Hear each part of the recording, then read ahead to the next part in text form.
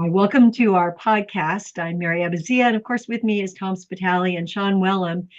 And this podcast is one where we're kind of looking at, it's October and thinking what we should do for our business. And we were talking to customers. Some of our clients are really looking back and going, what worked for us over the last year, last couple of years, and then what should we think about doing in the future? And we just thought this was such an important theme to talk through. And there, us, we love tools, so always in our thought process is a tool or two. So, Sean, I'm going to hand this one over to you first. Sure. One thing I reflected on when we think about the cycles of we know from our own clients that we get busier around the back end of the year and the beginning of the year as new plans, new dawns, new ideas. Everyone's thinking, how do we change our market? How do we go to market more effectively? It tends to happen cyclically. And of course, we're great advocates that it should happen continuously. And there's no real sweet spot. And the reason these concentrations of effort occur is typically because of the finance cycle.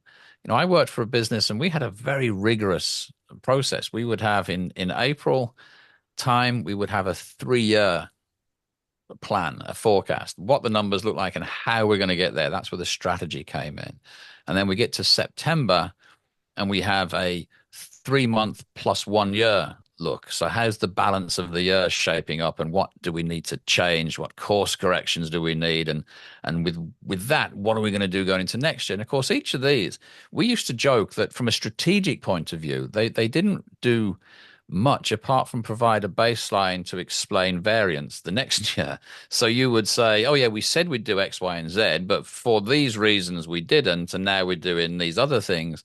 And you try and explain, and everything's driven by this finance cycle. You're either backing in your strategy to achieve the numbers that have been set, or you're adjusting your strategy as a way of explaining the variance because nothing goes according to plan. And so your strategy always feels tethered to and beholden to the financial planning cycle. And I guess one thing that I would think is the healthiest thing you can do for a robust customer-centered strategy is to break that link and to pick a random time of the year to think your strategy. Better still, think about it continuously or at least iteratively, and have a monthly strategy review. And that's kind of, I think, maybe towards the back end of the year is the wrong time to wave this particular banner because we're getting into that financial cycle already. But that's kind of how I see it. Tom, do you Well, think? I think it kind of ties to a overall trend that we have all been noticing over the last couple of years. All of us have, not just us three, everybody out there, as things are changing so quickly in the world and in the world of business that the normal sort of like annual planning cycle or these rigid cycles, Sean, that you're talking about really don't fit the pace of the world. And so, I'm thinking through, Sean, as you're describing these finance driven cycles, and you and I were at the same place. I think you're talking about the same company, Oh GE yeah. was that everything was driven by finance. What makes sense to me is more regular meetings around trends and what's going on in the marketplace, a trend planning cycle that is not annual, that is not, semi-annual, but is maybe even monthly. Because I think if you get into if you make your planning, driven by what's really going on in the market and with customers, I think that's what we're advocating here. And if you're meeting on a monthly basis to just kind of keep your finger on the pulse of what's going on in your marketplace, and what's changed, some meetings, that's a pretty boring meeting.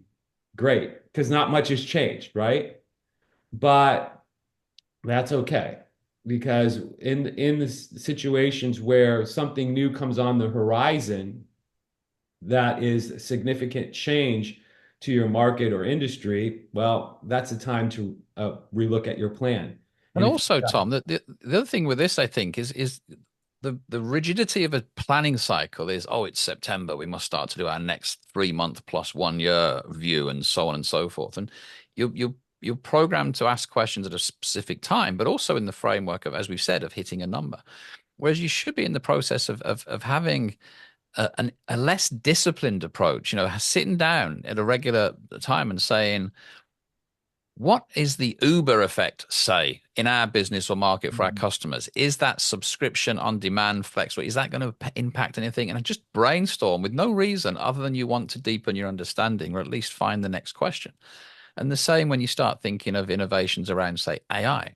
What will this generative AI that everyone's getting used to and going crazy about, what do it really mean for our customers? And having those discussions where you're not in a room saying, right, how do we hit this number by April? How do we increase revenue by 12%? How do we blah, blah, blah? That's important, but it's really important to sit back and just contemplate and think. And that, to me, is the essence of what we do. The strategic thinking is separate to planning, very much separate to planning. And I think that's what we don't see enough of, is that moment of just asking a big old question and kicking that around for a little bit. Yeah, and giving the space for it too. We have a couple clients that I really like their rhythm of how they work. For example, that trend session, people are told that they have to bring in, some topic that they've, heard about or read about recently, and they have an application. They say, well, what does that mean to our business? How might that impact our business? So that's one way to set up a meeting like that. It has some structure to it, and that you're going to walk out with, some ideas on how you're going to address the big trends. The other thing that, especially this time of year, that some of our clients are doing, which is really fun, is they're having a prioritization session, and those two fit together well. And you can use, of course, the prioritizer. And that's where you take stock in what you've been doing, and then look at what you need to make space for, if you will. We were talking about it almost being like a hamster wheel. If you're always doing what you've always done, the to-do list is always the same, the company starts to get stuck in a rut. But if you're thinking about these new ideas, these new trends, and you're putting that up against the to-do list for your group, or depending on the scope of your job, and then saying, what is it that is really going to, of course, number one is what's going to impact our success, and then the other thing is how ready are we for? Are we just doing things because we can, or are we doing things because it can really address some big trends? It's going to take a little while, but it should be on our to-do list. So those are some tools that we've seen be very effective in providing some simple structure to those discussions.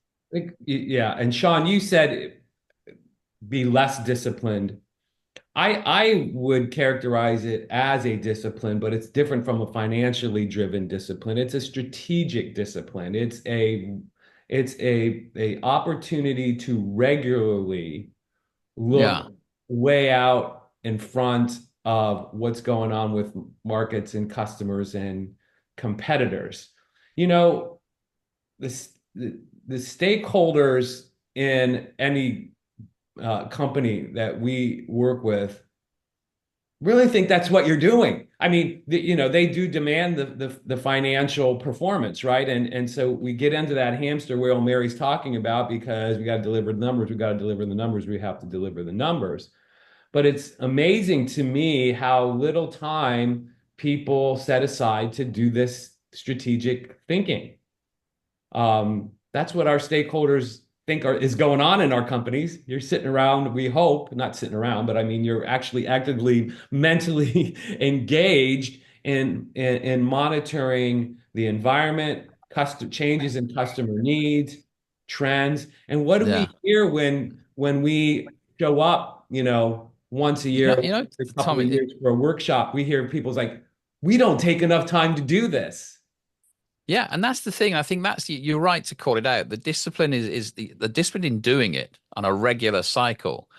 The lack of discipline is making it a very free-flowing discussion, which a lot of businesses aren't used to. They have a strict agenda with timing. We'll talk about this at this point and this at the next point.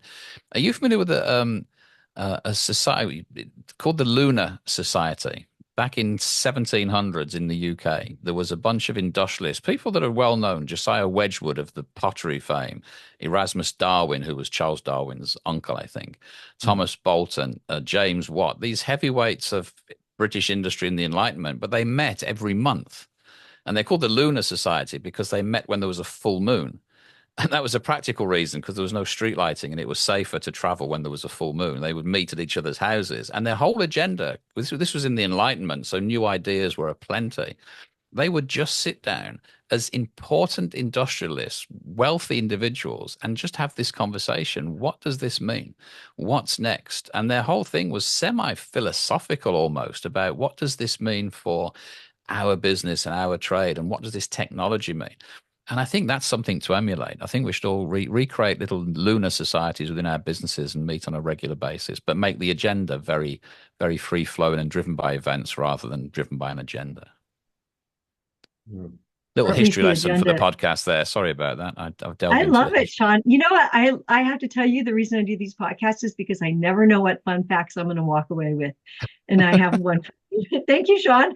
I do like the idea of calendaring it. As Thomas said, you meet monthly, but, to have it around some event, it's the first of the month, or it's the lunar, it's the full moon or a new moon, But I do think that the agenda, there should be somewhat of an agenda, and the agenda is that we're going to talk about big ideas, and we're going to walk out with some things that we're going to do and some things that we're going to decide not to do.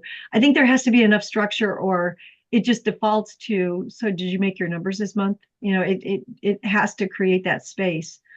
I think maybe you do it by exception. Maybe you say the one thing we can't talk about is the numbers, the revenue, the profit, the margins. That's for a different meeting. What we're going to do is just assume all of that's taken care of itself. And let's just think broadly about customers, the changes, how their world is changing, how we can get ahead of that, how our world's changing. Just almost, so I totally agree, Mary, but that's almost make the discipline to say what we can't talk about. In this meeting, we're not talking about revenue or cash flow or anything like that. We're talking about customers and needs and trends and shifts and that sort of stuff. Yeah, I think the way I would do it, similarly to what you guys are talking about, I love the idea. You can't talk about the numbers. I think I would structure it around, though, our trends discipline, and that, what I would assign somebody to one of the pestle categories, right? Political, economic, social, demographic, technological, legal, and environmental, and have, a seven, how many letters is that? PESTL, 6 letters, 6-person committee. Everybody's bringing something that's changing in one of those things that is affecting your marketplace. And it would be really cool. You have a discussion. Some months you say not much is happening, in my political area. That's not true right now in the U.S. Yeah. So when does that ever happen? Gee. Yeah. But the idea is how is what's going on in these areas really affecting our business? That's a great catalyst for discussions. And then, the stuff that is deemed, actionable, then you just, ask a couple questions. Is that going to change how decisions are made in our customer? What's going to be the impact to our customer needs? And that starts to lead towards an idea of, do we need to update our strategy? We'll call it Tom's potluck of ideas. Everyone brings a dish. That's right. Sit around the table. What have you brought? I brought the appetizers. And some of our most powerful stories that we share with our clients in workshops are companies that didn't do this. Yeah, exactly. Just that idea, the Lunar Society, the Tom's potluck, whatever you call it, get together and talk about ideas, not numbers. Talk about customers, not products. Yeah. And this isn't, I have to just say that we work with all kinds of different clients, and there are some very cutting edge clients. I call it cutting edge because it's just so different than what the norm is, where they said, you are going to present a part of your plan, but you cannot talk about a number. And they would fine people if they started to talk about, the normal finances, that you had to put $1 in the jar, because they said, I want to hear your ideas. What is the rationale for what you're doing with your product or your market? But I want to hear, the thinking behind it, because so often people hide behind the numbers. So there is a real output of this too, that senior leadership, if they embrace the fact that people need to think more clearly about what they're doing, um, and then show up and be able to communicate that. That's where storytelling comes in, and then you can always put the numbers to it. People can put numbers to it and very quickly after they do everything else. So yeah. But that's the right order. Numbers should follow, right? Here's the idea. That's the consequence. What does that translate to in financial terms? Rather than this is the number we've got to hit. How are we going to do that? It's a different mindset altogether. It is. And there are different segments of our clients that do it. So we hope that that if you try any of these things, especially, looking at your next year as a fresh start, you probably have all your budgets done, so you can set that aside and try a lunar society, or at least a beer party or two, right? And talk about, as Tom said, use the pestle as a way to assign 6 people to different parts of trends, so people walk in with some ideas. It's always a good idea. So, any closing thoughts, you guys? No. Planning That's it. planning is not an annual event anymore. It's an ongoing thing. And take time to have these meetings where you don't talk about the numbers, but you talk about market, customers, and competitors, and do it regularly. Okay, I do have a final thought. Goal-free planning. That's what we'll call it. Not planning to achieve a goal. We're planning in the broadest possible sense, and the goals will reveal themselves. So it's goal-free planning. My thought. EFP. 3-letter. That's it. That's the quick. Get our lawyers. Let's get that. Yeah, we need feedback. If you try any of this at home, we love to hear your feedback, because a lot of you do, and we appreciate it. Thank you. Thank you. Thank you.